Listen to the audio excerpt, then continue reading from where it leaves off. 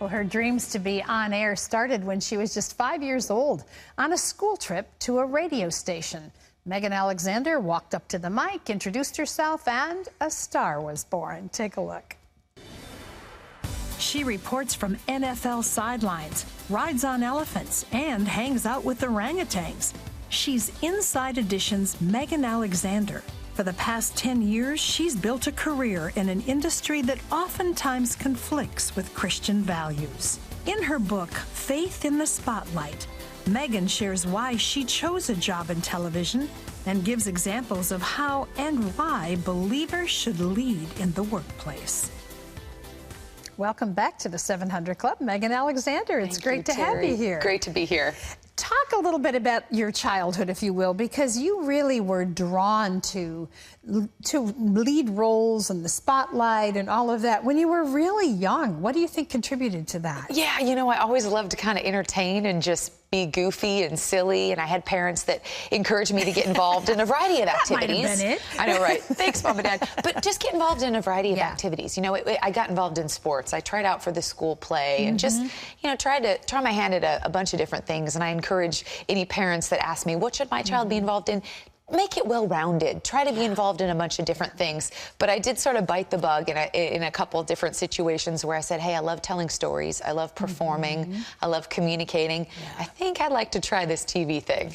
At the same time, you really came to Christ at a young age and even reiterated that commitment again at a young age.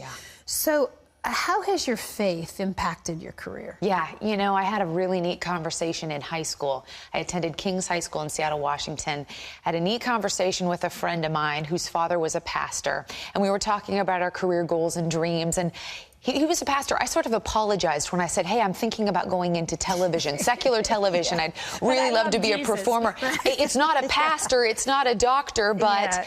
And that pastor said to me, Megan, every job is a mission field. That was an empowering moment for me. And that's what I want to encourage other people with this book about, is every job can be a way to live out your faith.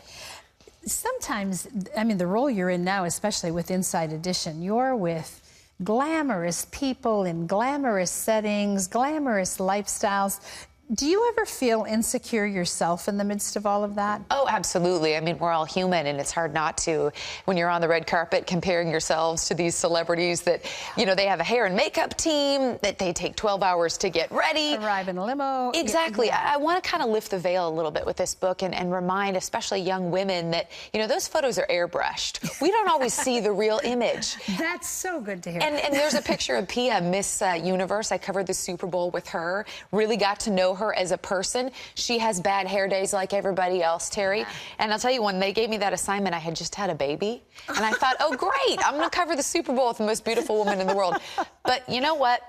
God can use anybody, and when you believe in yourself and have confidence in yourself, it shines through. And there have been times, Terry, when people said, oh, you're not going to get that gig. You're not going to get that job. You don't have that look. But then the casting director said to me, oh, I like you because you're different. You have a different look. So you are made exactly as you are supposed to be. And I want people to be... Don't disqualify yourself. Absolutely. Get in there. I want believers to get in the arena and try. So when those moments come when you're feeling like I'm sure you felt when you just had a baby and you're with this very trim, thin gal, where do you go in your head and in your heart? You need to remember who you are. Remember who you're living for. And it can be as simple as writing out a mission statement. I had a wonderful leadership class in college that said, write out who you're living for, what your absolutes are, what are your black and whites in life, and what can you compromise on. And that has been incredibly helpful for me to take into my career, because it's not a one-size-fits-all situation living out your faith in the world. You need to take it day by day. This is also not an industry that's known for conservative values, or which, you know, when you walk with the Lord, pretty much conservatism is part of your life. How have you handled that? Because I'm sure there have been situations that you've been confronted with that have challenged your value system? Yeah, well, I got to tell you, I really enjoy working with people from all different backgrounds, all different viewpoints. I think that makes life so rich. Really enjoy everybody that I work with in all my jobs. So I encourage people to, get in there and make friends and build relationships. That's so important. First, be known for excellent work, too. Do your job well. But, for example, for me in my life, I mean, it will be times where just be proud of who you are in conversations. It's okay to disagree. Yeah. It's not us versus them. I want people to know that it is perfectly okay for you to share your thoughts, and they will share theirs. Yeah, and if they get to know you first a little bit, they're more likely to listen. Absolutely. To what you have to say. You've got a wonderful husband, beautiful children. Thank How do you you. balance it all? Because it sounds like your life is a little crazy. There is no such thing as balance in my life. Some days it's all work. Some days it's all family.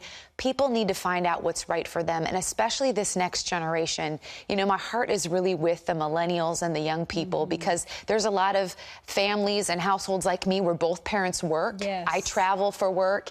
That's okay. Do what is right for you, young ladies. Go for those goals and dreams in your career. My passion is to really encourage everyone.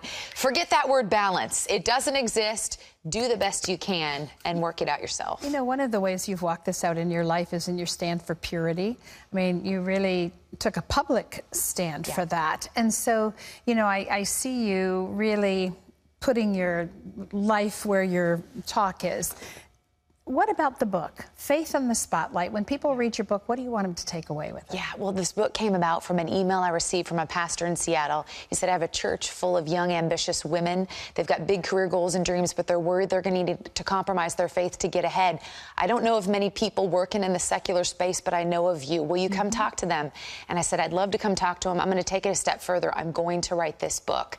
And in terms of your personal decisions, for me with abstinence, Terry, I never thought I'd speak about that publicly. It's a personal choice, but sometimes personal choices affect our professional lives. And wherever you are, you have a platform.